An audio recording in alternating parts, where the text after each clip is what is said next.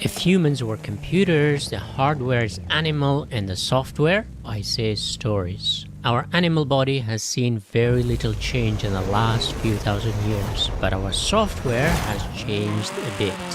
With each generation, the narrative changes.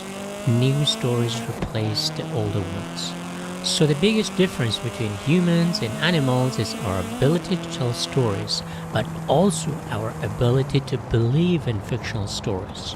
So our hardware is ape, but our software is storytelling. In this video, I'll tell you the story of literature encompassing an incredible 4,000 years of storytelling history. By the end of this video, you will know all the great works of literature, literary movements, as well as some of the most literary minds from around the world. The video has 3 major parts and 11 sections. In part 1, I'll answer the most fundamental question: why are humans the only species who tell stories? What functions do stories have in our evolution? I'll also highlight some important events in history that shape the way we tell stories and the literary movements of the last 4,000 years. In part 2, I'll look at the origin of storytelling and how it's rooted in nature. The most fundamental event in a human life is death, or the awareness of it. So in this part, I'll discuss storytelling in 4 segments, each on the topic of death, wars, sex, and laughter. In other words, humans woke up to the realization of death, so the first stories are stories of mortality and immortality. Then we humans moved to wars and wrote epics that lamented the demise of an empire or celebrated their triumphs. Since to the victors went the spoils, we moved to tell stories of sex and mating, so romance became an important topic of storytelling. In other words, how boys meet girls. With sex came laughter, so storytelling entertained us through comedy.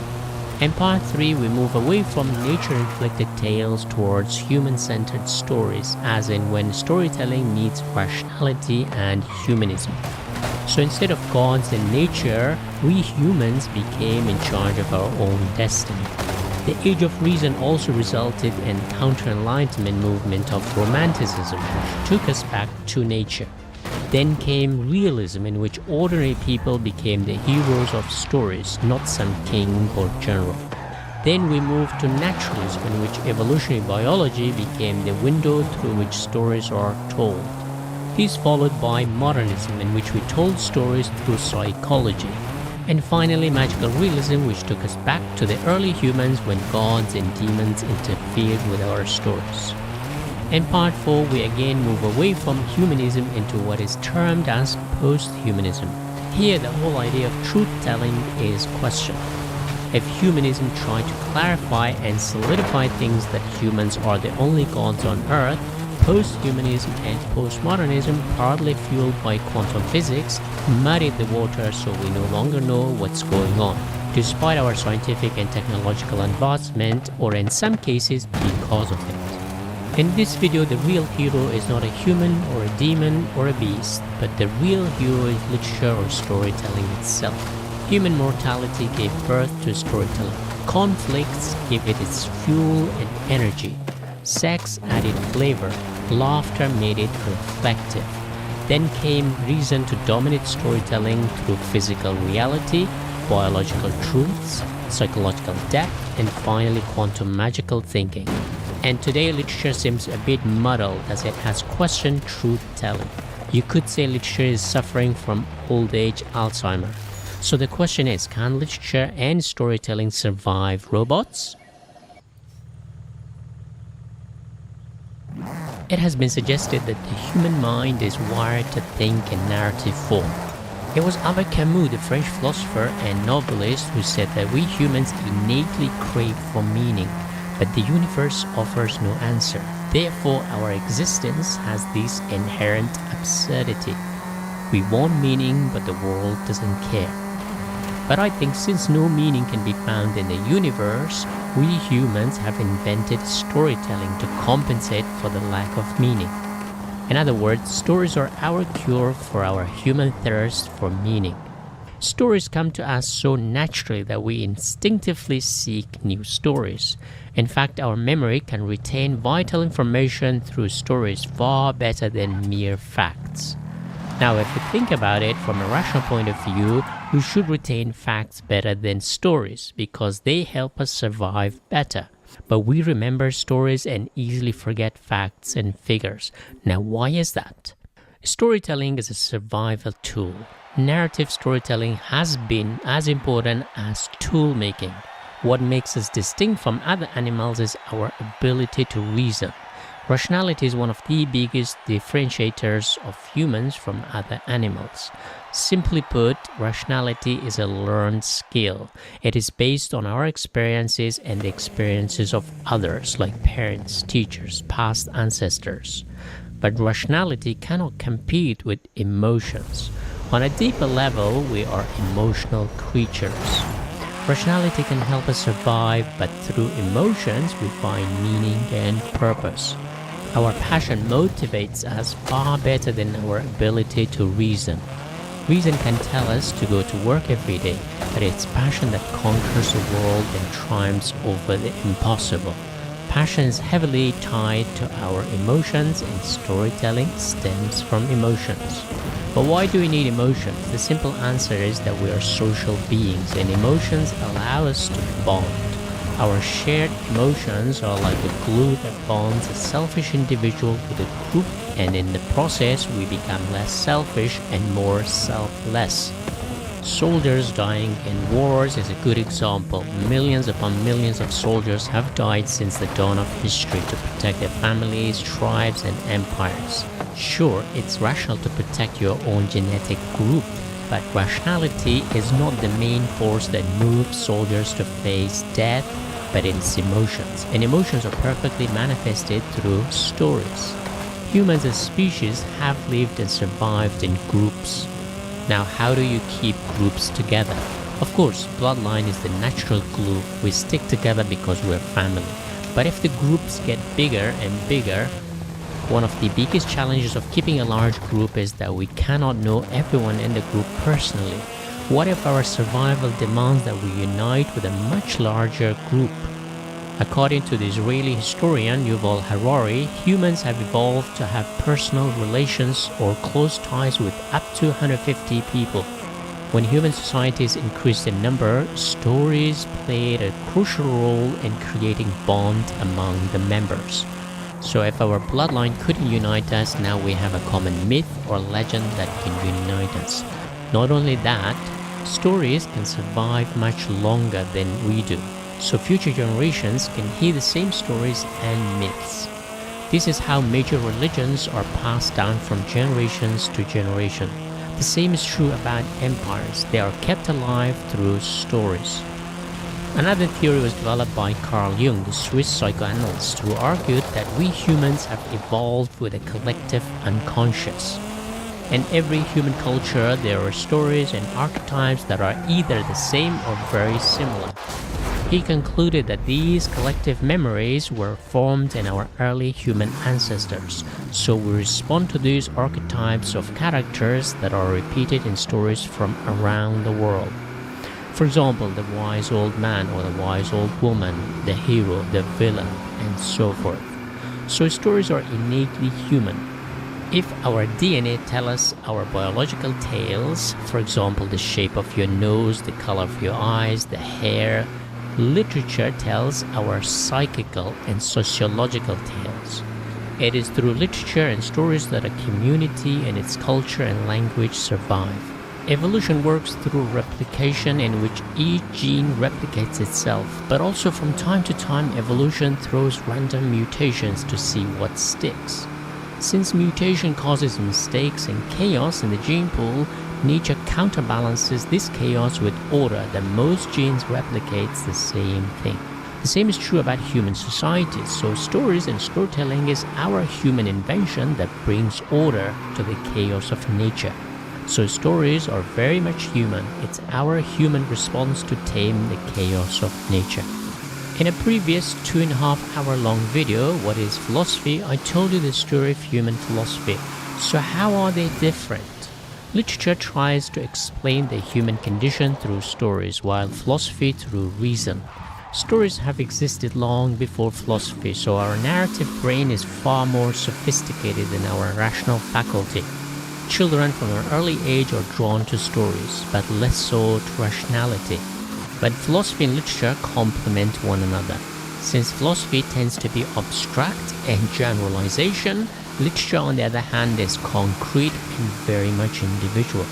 Stories always take place in concrete time and space. The most important question in storytelling is what happened next. So questions like who, where, when are extremely important in literature, but not so much in philosophy. This is why some of the best philosophers throughout history were drawn to literature, either to explain their ideas through novels and stories written by others, or even have written novels themselves to illustrate their philosophical ideas. Another major difference is that philosophy touches our rational faculty while literature touches our emotional faculty. So throughout history, philosophy was primarily a masculine domain as men prioritized rationality, as they had to work outside tackling survival problems of food, shelter, and security. Literature and storytelling, on the other hand, while still dominated by men, had far more female representation because women tend to prioritize emotions as they bond with children, since they incubate a child for 9 months. In fact, the bond between a mother and child becomes stronger as she tells stories. As a result, literature is much closer to our natural foundation, which is emotional and often volatile. Therefore, stories can be far more transformative. By listening or reading a piece of literature, not only we react rationally, it also stirs our emotions, which can inspire us far better than reading about a philosophical idea. Philosophy and rationality tend to focus on the why question or the outcome, while literature and emotions tend to focus on how or the process. Philosophy asks why we exist in the first place, and literature tells the story of how others survived and procreated. Philosophy asks what ought to be, and literature says what was. Philosophy asks abstract questions that often do not resonate with many people, while literature resonates with most people through stories. This is why millions of people go to cinema while very few attend a philosophy lecture. The same with novels and philosophy books. How did literature and storytelling come about? Imagine our early ancestors living in caves. Returning from a hunt, men would tell their stories as to why they came empty-handed or how they managed to bring back a large or small prey. Children would be mesmerized by those stories of triumphs, mistakes, or failures. So the main reason humans are wired to love stories is because we learn through stories. Stories teach us about life, how to survive, how to mate, and how to bond with others. These are our 3 basic instincts or urges: survive, have sex to procreate, and bond with the community, because the stronger the bond is, the higher the likelihood of survival. It is a cycle, so stories and literature as a whole teach us about other people's mistakes so we can learn from them. Good stories are like sex. We cannot have enough of them. And the same way that sex guarantees our survival as a species, stories too guarantee our survival as an individual as well as a community. So the second reason we have stories is that it bonds us with others. Just as sex bonds us together, stories do the same thing. One of the best ways to really understand someone is to listen to their story. Think of the most hated person on the planet. If you really lend your ears to that person to tell their story, I promise you will sympathize with them on some level. For example, when you read Dostoevsky's Crime and Punishment, you truly understand, but most crucially empathize with a cold-blooded murderer. Why? Because we truly understand him. On a rational level, we do not agree with his actions, but we can understand why he did what he did, because we can see his flaws as a human being. So stories are an incredibly powerful way to relate with others. This is why tribes, groups, states, empires, and civilizations all have a common myth, which is often origin stories that unite everyone. All religious texts have amazingly powerful stories in them. The Bible, the Torah, and the Quran have many stories of real people in order to bring people together. Now let's imagine a modern setting, like an office. People gather near the water cooler or near a coffee machine. In the same way the cave people did, we all tell each other stories to bond. The third reason we tell stories is that it's transformative for the storyteller too. We often think about how impactful stories are on the listeners, but it is as impactful on the storyteller as it is on the audience. Not only does it help the teller to let it out, as in Freudian catharsis, but it also allows the storyteller to get clarity of mind. The more you tell your story, the clearer, the smoother it becomes, like a pebble created in a river. It was the Italian writer Italo Calvino who said that folk tales come to us like a pebble, smooth and perfectly shaped because they were told and retold. Today in psychotherapy, storytelling is used to heal patients. Listening to someone, perhaps one of the best gifts you can give someone. So to sum up, storytelling helps us learn from other people's mistakes, it bonds us with others, and it has transformative power on the storyteller. What is the story of literature? One of the first works of literature is the Epic of Gilgamesh, in which the hero god is in search of immortality, which is psychologically speaking the first subject of storytelling, death itself. But as humans developed sophisticated religions and philosophy, literature became more concerned with war, so great epics were born. For instance, the Homeric epic of Iliad is a good example in which the Greeks are fighting the Trojans. Another example is the Mahabharata, the Indian epic that tackles war and morality. As history became a separate discipline, literature focused on sex and romance and the art of mating.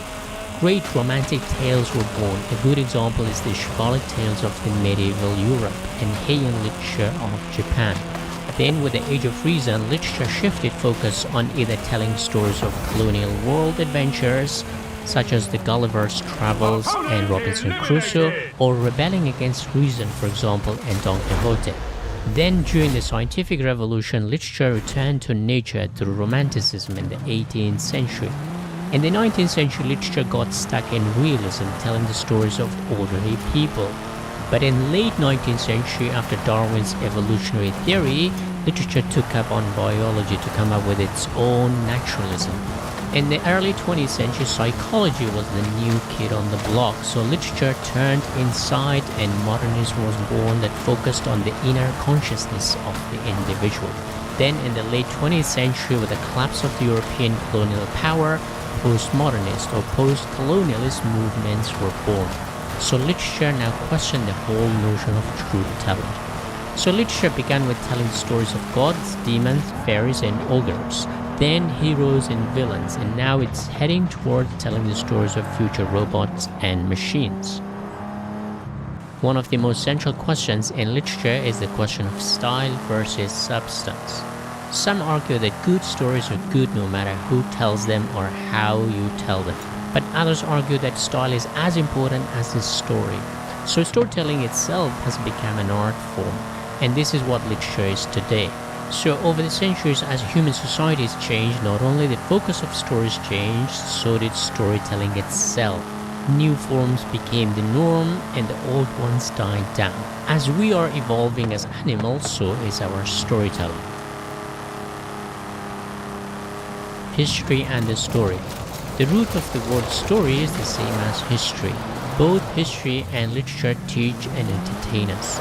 They're both about time and place, as well as heroes and villains. They both deal with survival and death. The crucial difference between a story and history is that history utilizes reason while literature utilizes emotions. In the same way, literature differs from philosophy. Another crucial difference is that history is sociological, while stories tend to be psychological. Great works of literature are like distilled stories of our deeper psychological well. They contain our deeper desires, urges, and cravings which we cannot satisfy in real life, so we seek them in stories. Another big difference is that history is usually written by the victors or from their point of views, while literature tells the story of the outsiders. The Russian giant Leo Tolstoy summed up great literature as either a stranger comes to town or a hero takes a journey. Either way, he or she is an outsider. We get to understand the character's motivations, goals, successes, and failures, which can teach us about life, but also allow us a cathartic release. History is factual and tends to generalize about the whole society, while stories are always particular and about a bunch of individuals. So history is a top-down, while literature is bottom-up. It empowers the outsiders.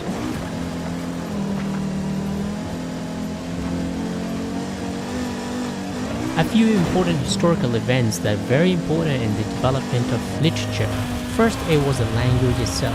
Our ape-like ancestors evolved to develop a sophisticated language that could describe events in great detail. So the first stories were oral tales. Even to this day, it's still the case in many parts of the world. People pass down stories from generation to generation. With each retelling, the stories became more and more refined and changed. Gods turned into humans and beasts turned into gods. Italo Calvino was a huge fan of folk tales simply because he thought folk tales resembled smooth pebbles, with their rough edges or smoothed out with every retelling. As pebbles tumble in a stream, it gets smoother. Folk tales are the same. Then the second biggest historical event was writing. Now we could keep stories for many generations. The oldest surviving piece of written literature is of course the Epic of Gilgamesh, said to be almost 4,000 years old. So writing meant humans didn't have to keep stories in their memories anymore. They could store stories on a stone, clay tablets, papyrus, bamboo scrolls, leather, paper, and now digitally. Another important event took place in Germany in the 15th century when a young German inventor, Johannes Gutenberg, invented the printing press. Of course, print existed in China centuries before, but it remained exclusively in that region.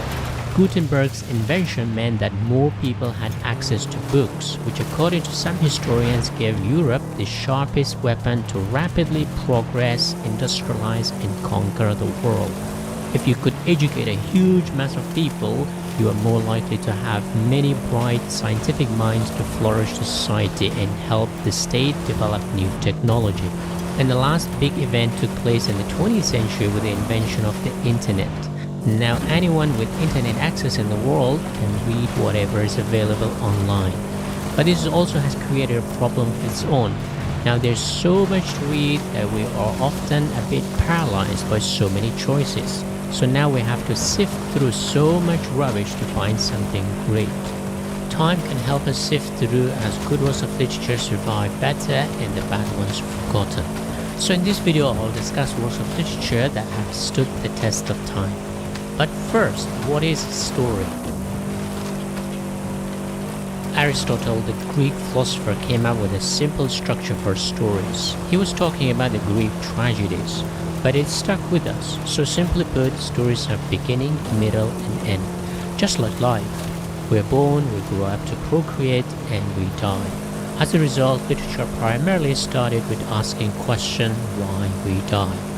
For me, literature is a distilled form of truth-telling. Good literature captures the emotional tales of our human condition and helps us make sense of existence. One of our deepest urges, our desire for meaning in life. This explains why we invented stories in the first place. Stories give us meaning. How? It gives our ideas, motivation, urges, desires, action, etc. a proper context. For example, in religious texts, the origin story is one of the most important aspects of any religion. Where do we come from and where are we going?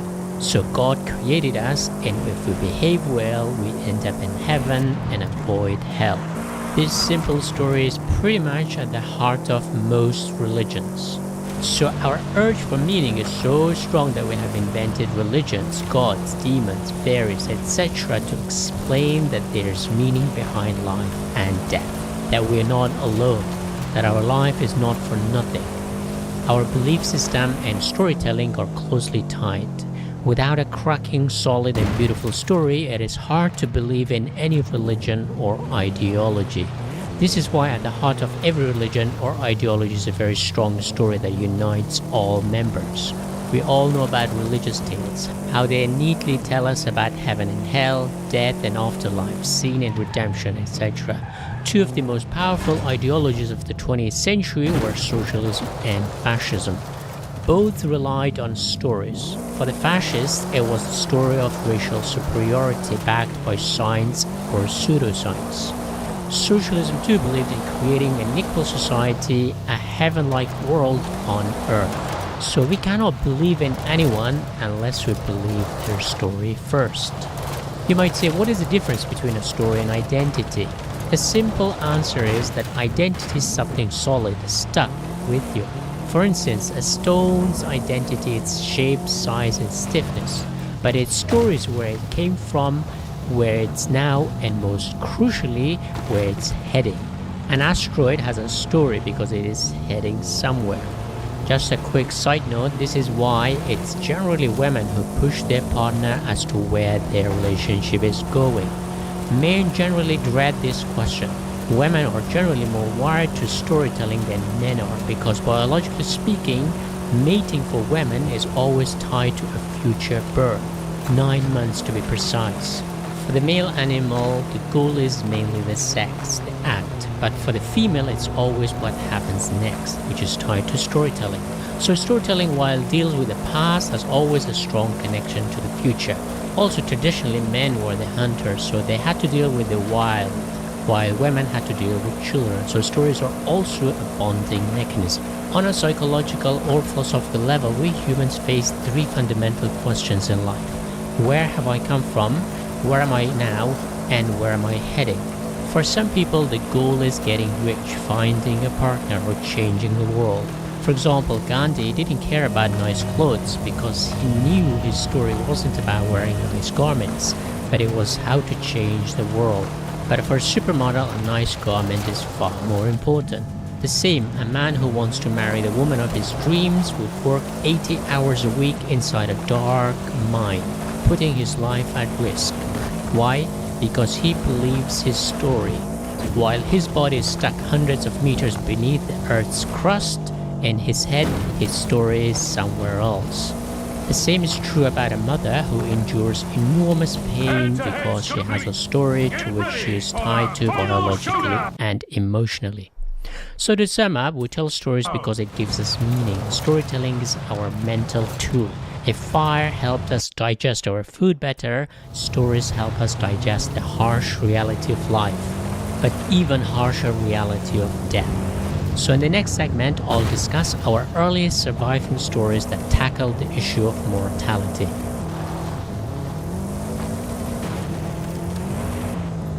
In the previous segment, I discussed the reason why we tell stories and how emotionally deep stories go in our survival and bonding within communities, tribes, and even empires and nations. One of the first and most important reasons behind storytelling is our awareness of death. Death is the harshest reality every living being faces, and humans are aware of death at an early age. This has a massive psychological impact in how we perceive life. So our stories reflect that.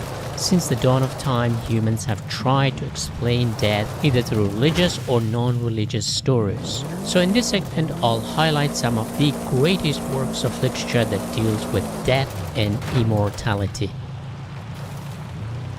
The only surviving piece of literature is the Epic of Gilgamesh, written around 2100 BC, about 4,000 years ago in Mesopotamia, modern-day Iraq. The name Gilgamesh is an Akkadian, but its original name in Sumerian was Belgamesh. The epic tells the story of Gilgamesh, who is half god and half man, the tyrant king of Uruk, modern-day Iraq. People are so fed up with Gilgamesh that to stop his tyranny, the mother goddess creates an animal-like creature from clay called Enkidu. But we need to civilize him enough to find the tyrant god. How do you civilize an animal? Through lovemaking. So Enkidu is seduced by a prostitute. After spending 7 nights of lovemaking with her, he is civilized and made into human. So he's ready to challenge the tyrant Gilgamesh. Unfortunately, Gilgamesh is too powerful for him and defeats Enkidu. But what the battle does is bring the two together, so they become really good friends. They decide to unite to kill a monster called Humbaba. After they kill the monster, Gilgamesh gets entangled with a goddess called Ishtar who wants to marry him. When he refuses to marry her, she calls on her father to attack the two friends. This results in the death of Enkidu, which devastates Gilgamesh. Now, for the first time, through the death of his best friend, Gilgamesh realizes his own mortality. So he embarks on a journey to find the secret of immortality. He goes to Utnapishtim, the immortal man who tells Gilgamesh to stay awake for 7 nights, but Gilgamesh fails as he soon falls asleep. Then he's given a gift of a plant that would make him young, but it is stolen by a serpent. Gilgamesh is depressed by the futility of it all, and on his return to Uruk, he notices the impressive walls of the city they had built and understands that human life is mortal. The city lives on. Here, Gilgamesh is transformed from a selfish tyrant to a just king and becomes content and wise. So to sum up, the oldest masterpiece of literature is a meditation on life and death. This very same question baffled humanity 4,000 years ago, and it does today. So the oldest surviving piece of literature, the Epic of Gilgamesh, is a perfect metaphor for human search for immortality. We cannot live forever, but we can create art or tell stories that can live on long after we're gone. We cannot see or hear or touch Gilgamesh, but we surely know his story. It is the story of every human being. In our search for immortality, some of us make babies as legacy, some make cities and monuments, and some create art or tell stories in order to live longer than our own limited time on Earth. Some 1500 years after the Sumerian Akkadian Epic of Gilgamesh, in ancient Greece, Homer's epics written sometime in 8th century BC also tell the stories of mortality. But what's different here is that by now humans have accepted the distinction between the immortal gods and mortal humans. In the Iliad, as well as in the Odyssey, Homer doesn't question the mortality of humans, simply takes it for granted. But now the immortal gods dictate humans' fate on Earth, deciding how, when, where they die. For instance, in the Iliad, Achilles' death is decided upon his birth. If he kills Hector, he would die soon after. Despite the fact that Achilles' mother begs him not to kill Hector, Achilles refuses to listen to her, and so by killing his enemy, he seals his own fate. Even Hector, before being killed, tells Achilles, but he is too enraged to listen. In ancient China, however, they saw life and death not as opposite, but two sides of the same coin. In other words, life and death are false dichotomies. This is best illustrated in the old Chinese book of Zhuangzi, supposedly written by the Taoist master Zhuangzi sometime between 476 and 221 BC. The book of Zhuangzi is one of the two important texts of Taoism, the other being Tao Te Ching, written by the founder of Taoism, Lao Tzu. While Tao Te Ching contains religious aphorisms, the book of Zhuangzi, however, includes stories, anecdotes, fables, and allegories which teach you to be spontaneous. It's a meditation on artistic mind that promotes a kind of free-flowing action that mimics nature's flow. The story goes back that when Zhuangzi was on the verge of death, his disciples wanted to prepare a lavish funeral for him. But the master told them it was not necessary because whether he was buried or not, the result was the same. He would be eaten by other creatures. In other words, his death is no major event in nature, just part of a bigger process. We eat others and they eat us back. This is to question the dichotomy between life and death. Not just that, the book questions many other dichotomies we take for granted in life, such as good and bad, small and large, human and nature, reality and dream. One of the most famous stories in the book of Zhuangzi is the butterfly dream. One day, Zhuang Zhuo dreamed he was a butterfly who danced in the air as happily as he could be. He had no idea he was Zhuangzi. All he knew, he was a butterfly, and that was that. Then when he woke up, realizing that he was no butterfly but a human being called Zhuangzhuo, he suddenly wondered for a moment and asked himself this question. Was Zhuangzhuo who dreamed he was a butterfly, or was he a butterfly who had dreamed he was Zhuangzhuo? Finally, he comes to the realization that there must be a distinction between the two. He concludes that this transformation is a kind of false dichotomy between waking and dreaming. The connection between death and storytelling is nowhere as clearly focused than in the Arabian Nights. Here, the storyteller uses stories as a method of living another day. In the Middle East, the Book of 1001 Nights, or the Arabian Nights, is a collection of stories told for centuries that dates back to 8th century. The collection includes Arabian, Indian, and Persian stories which were put together in Syria in the 15th century. The book is structured as a framed narrative in which the main story is about the storyteller herself. Princess Scheherazade, the wife of Prince Shahryar, is the storyteller who faces execution. Why? Because the prince's ex-wife cheated on him, he doesn't trust women and kills them after their first night together to prevent further betrayal. In order to stay alive, Scheherazade devises a novel plan.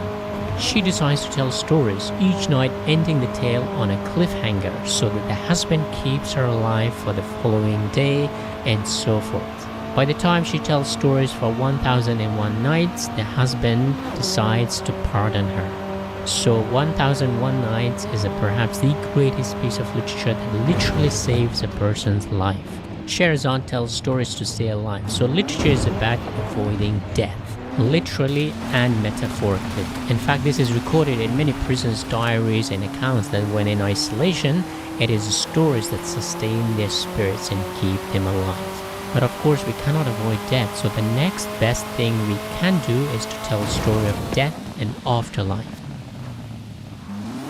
Dante, who lived between 1265 and 1321, wrote the Divine Comedy between 1308 and 1320. It depicts a journey through death and afterlife. If you think one was to struggle in life, and once you're dead you can take it easy and rest, you're wrong.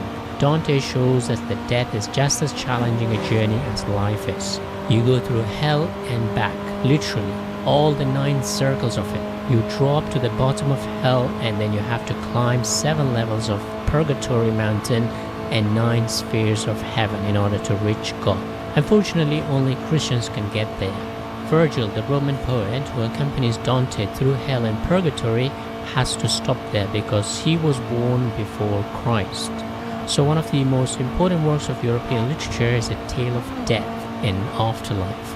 This is very similar to the Egyptian and Tibetan books of the dead. They too tell the stories of afterlife as the deceased struggle to navigate the journey through the afterlife. Death is also a central theme in one of the most important works of Korean literature, The Cloud Dream of the Nine, a novel written in 1689 or thereabout by Kim Man-jun, who lived between 1637 and 1692, set in China during the Tang Dynasty that ruled China between 600 and 900. It's about a man who travels back and forth between 2 separate lives, or reincarnations. In one life he's a Buddhist monk, and another life a Confucian politician. It's a philosophical thought experiment on what if your life's dreams came true. Would you be happy? The story begins when a young Buddhist student monk gives in to temptation.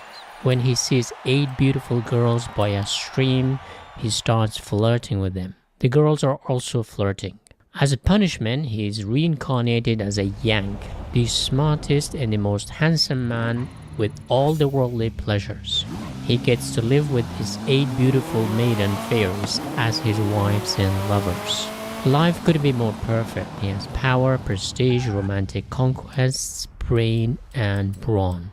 We're in China, so he has to pass all the exams of civil and military service to become a huge figure in the kingdom for his fight against the Tibetans. Years pass and our hero lives a life most people would dream of. But at the heart of this novel is this central question. Would you be happy if you had everything? It turns out the answer is no. But it takes him a long time to realize this. First, he notices that all his fortunes and pleasures are transient and fleeting. They come and they go. At the height of his power and prestige, he realizes death. This breaks his heart. The more you have, the more difficult it is to say goodbye, be it love, money, power, fame, or fortune. He realized that worldly pleasures and attachments make him miserable. In order to be happy, he has to live a simple life. At the end, he becomes a Buddhist monk, detaching himself from all the worldly possessions that Confucian order had offered him, so he returns to his Buddhist ways. From 17th century Korea, we move to the 20th century France. One of the most beautiful novels of the last century was written by Marcel Proust. In his masterpiece, In Search of Lost Time, Proust tackles our biggest enemy of all, time. How time is slowly decaying us and killing us. How do you fight time? It seems impossible. But Proust, being Proust, has one of the most beautiful answers you will ever find in literature. He taps into our evolutionary biology, more specifically our sensory physiology. We can defeat time through involuntary memory triggered by our sense of smell, sound, touch, and taste. Since we age gradually, we do not notice how much we have changed since our childhood or teenage years or early adulthood. Then comes a time when you are struck by an involuntary memory triggered by a song, a taste of food, or a sudden touch, and suddenly you're transported to a past which you had forgotten. In that moment, you live in both the past and the present. You have defeated time. Just for a moment, you have traveled in time. That is our shortest and briefest immortality. But for Proust, in order to be immortal much longer, one has to create a beautiful piece of art that stands the test of time. He did it. I'll discuss Proust more in detail in later segments. As we can see, our human desire to be immortal is very innate in us. Of course, biologically speaking, we are programmed to procreate for the future generations so our genes can live on and our children. That is biological immortality, so to speak. In fact, fiction writing and storytelling in particular are also forms of immortality. Great writers die, but their stories live on for centuries and millennia. I would even argue that most religions have invented afterlife as a way to prolong this life. Most religions do believe in an afterlife. Of course, the promise of the afterlife is also used to keep people behaving well in this life. To keep order in society and morality intact, heaven and hell are the carrot and stick. But on the deeper psychological level, the religious afterlife is nothing but our desire for immortality. With religious belief declining, people have become more self-indulgent in this life. I think all stories are our human attempt to be immortal. We love stories because we want to know how they all end. Stories distract us, but they also reassure us that death is okay, life continues, and your story continues. One of the biggest questions the Epic of Gilgamesh presents us is this: if you had the chance, would you want to live forever? Utnapishtim, the only immortal man, lives alone with his wife. He has no friends, no neighbors, and there's no end to this. He cannot die. In other words, he's condemned to live forever. A life sentence for eternity. Think of the boredom, think of the impasse, as if you are facing a wall for the rest of eternity. Think of the frustration that this will not end, never. This same fate is inflicted on Sisyphus, the Greek titan who is condemned to push a rock up a mountain endlessly. This became the basis of Albert Camus' philosophy of absurdism, which I discussed in a separate video. So one of the harshest and most fundamental realities every human faces is death. As a result, humans have searched for immortality far and wide. From the ancient Egyptians who mummified their deceased kings to today's world of plastic surgery. It's our attempt to fight time, to fight mortality. But the best method of immortality is neither medicine nor building tombs. It's the invention of storytelling.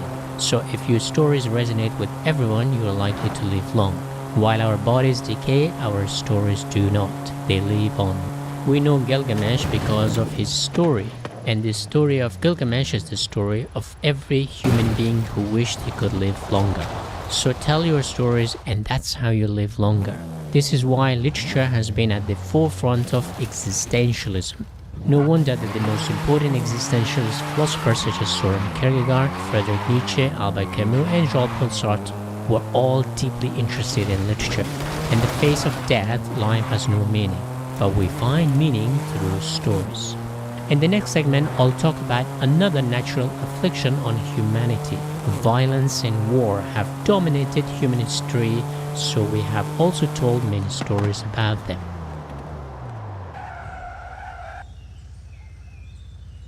In the previous segment, I discussed how literature is a human response to harsh reality we all face, death. In other words, it's through storytelling that we fight against mortality, and it's literature that makes us almost immortal. But the human condition is not just what we are condemned to death. The human condition is also about survival. Charles Darwin's theory of evolution by natural selection works on the basis of competition. Humans are not exempt from this reality, so our human competition is not just against the elements and other animals, but is also against other humans. Human history is an ongoing conflict, so violence is deeply ingrained in us, so much so that we cannot get rid of it. Today, the world is quite peaceful and civilized, so we have invented sports and video games to let it out. Despite that, conflicts are still ongoing in many parts of the world. In this segment, I'll discuss how literature tells the story of wars, how some of the greatest epics tell the stories of loss and triumphs. It tells the story of good against evil. Literature has been instrumental in creating myths for society, empires, or civilizations. As I discussed before, the best way to unite a large group of people or even a large empire is to have a common story. The best way to unite us is if we have a common enemy who are the bad ones. Myths are generally about good and evil. Every myth tells the story of how we are the good guys and they are the bad ones. This allows empires to mobilize a large number of people to fight for its existence, survival, and expansion. Originally, human societies were made up of small tribes, which in the course of history progressed and turned into empires and then civilizations. One of the first works of literature that directly deals with the issue of war is the Indian epic of Mahabharata. It tells the story of a conflict between cousins. You could say it's a family feud, somewhat similar to the Bible story of Abel and Cain. But the conflict here involves the question of who is the true ruler of the kingdom. The epic is far more philosophical than just telling the story of the conflict. It tackles the morality of wars. More specifically, in the section called Bhagavad Gita, the issue of war are confronted heads on. The central question is this: is war ever justified? There's a debate between Arjuna, the prince who doesn't want to go to war against his cousins, and Krishna, the Hindu god who tells the prince that he has a duty to fight a just war. Arjuna, one of 5 Pandava brothers, all the son of the king Pandu, has a dilemma whether to fight his cousins, the Kauravas, over the succession of the throne to the kingdom of Hastinapura, modern-day Uttar Pradesh near Delhi in the north of India. Arjuna considers wars against his own principle. He believes that violence and killing go against his morality. But the god Krishna tells him that he has a duty to protect his people, so he has to put aside his personal feelings. It is his people's rights and freedom that are on the line. It is his responsibility to fight against those who attack his people. In other words, the duty to protect your people is far more important than your moral principles of non-violence. The epic turns the pacifist Prince Arjuna into a decisive warrior who triumphs over his enemy and the kingdom is restored. In other words, fighting in a war is almost a necessity of life. The old adage of either you kill or get killed has been with humans, and only those who survive passed on their genes. Our greatest heroes and legends have come out of wars. In peacetime, anyone is a hero, but in wars, we truly know who the real heroes are. Now we move from ancient India to ancient Greece. The topic of war gave us one of the most influential epics of all time. Homer's poem The Iliad is one of the greatest works of Western literature. It was written sometime in the 8th century BC. It's one of the two important pieces of ancient Greek literature, the other being the Odyssey, which mainly deals with what happened after the war. In the Iliad, the story centers on a famous war between the Trojans and the Achaeans, or the Greeks. Whether the war was real or not is open to speculation. Most scholars believe the story is a mythologized version of an actual war during the Bronze Age between the Greeks and their eastern neighbors, perhaps another Greek tribe or another Indo-European people, who also has Zeus as their god. Today we know the Trojan horse as a metaphor of infiltrating the enemy from within. So on the one side we have Achilles, the greatest Greek hero, and on the other hand we have Hector, the greatest Trojan hero. In the middle we have one of the most beautiful women in the world, Helen, who is abducted by the Trojan prince Paris. Similar to Mahabharata, in this epic too, gods are participants in the war, either directly or indirectly. While gods have some supernatural power, they still fight, deceive and seduce one another, just like humans. While the war in Mahabharata is fought over the survival of the people, in Homer's Iliad it's over a woman. The Trojan War was over Helen, the most beautiful woman in the world, who was abducted by the Trojan prince Paris. Just like male animals who lock horns over the chance of mating with a female, men also waged wars over women. Throughout history, the biggest wars are fought over two basic human instincts: survival and sex. Perhaps the most common reason humans fight is over territory, which brings sustenance and resources that help survival. The second main reason for many wars has been over women who allow mating. In the Iliad, the two men, Menelaus, the king of Sparta, and Paris, the Trojan prince, agree to have a duel, and the winner gets to marry Helen. The Spartan king wins, it's all over. But then Paris refuses to give Helen up, so the Greeks unite to get her back. While the Iliad is about the war, it also deals with other issues such as honor, courage, fate, and so on. But at the heart of the epic is the human passion, desire for revenge. Just like in Mahabharata, the main hero, Achilles, refuses to fight for a large portion of the war. While the god Krishna persuades Arjuna to fight, in the Iliad, Achilles only gets up when his close friend is killed during combat. His decision is not strategic but passionate. So for Homer, wars are fought by men over women for the same reason wars are fought for revenge. It taps into the human irrational passion. Of course, today wars tend to happen over territory more than women, but the deeper urge is always the same. Humans fight for survival and mating. While earlier epics were about rise and the defense of an empire or civilization, Ferdowsi's Shahnameh, the greatest work of Persian literature, is a nostalgic lamentation of a bygone empire or civilization. So it's a story of loss. Shahnameh is considered the longest poem by a single author, with almost 50,000 couplets encompassing an entire history of the Persian civilization. Written in the 10th century by Ferdowsi, who lived between 940 and 1020, 1,000 years ago from today. Shahnameh covers some 6,000 years of history of Iran and Central Asia, from the first humans to the arrival of Muslim Arabs in 650. It has three sections: mythical, heroic, and historical, or beginning, which deals with the origin story of the Iranian people, middle, which deals with the legendary hero Rostam, and the end, which has a more historical truth to it. The mythical section is pretty short and deals with the creation of first people, the discovery of fire, Zoroastrian religion, agriculture, and the origin of Nowruz, the Persian New Year, which is still celebrated in the region on March 21st.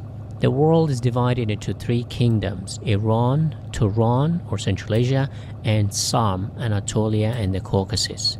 The main conflict is between Iran and Turan, which takes the bulk of the epic, especially the entire heroic section.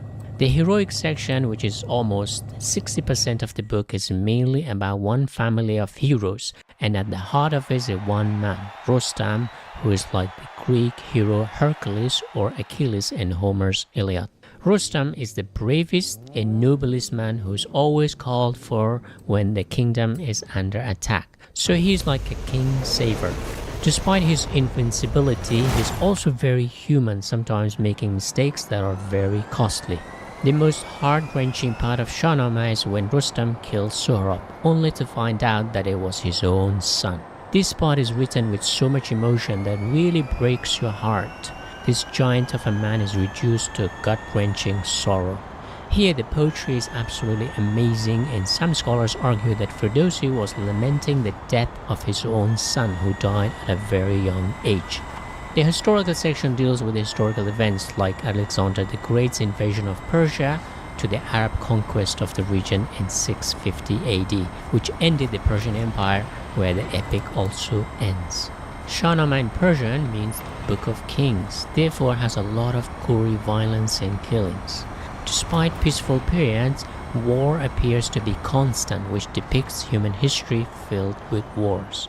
The Persians or Iranians were at the crossroads between Rome, China, Arabia, Central Asia, and India, so anyone moving between these places had to go through Iran. But partly because every time a king dies, there's always a battle as to who succeeds him. A ruler's succession is the most volatile period without any human society. Because it covers such a vast length of time, Shahnameh is like a time-lapse of history. Kings come and kings go. But with every new king, he has his own ideas, policies which can either prosper the kingdom or destabilize the empire. So, if every birth is an opportunity in nature, every death is also an opportunity for the newcomer to change things up. So according to Ferdowsi, the fight between good and evil is sown in us humans, which makes wars inevitable.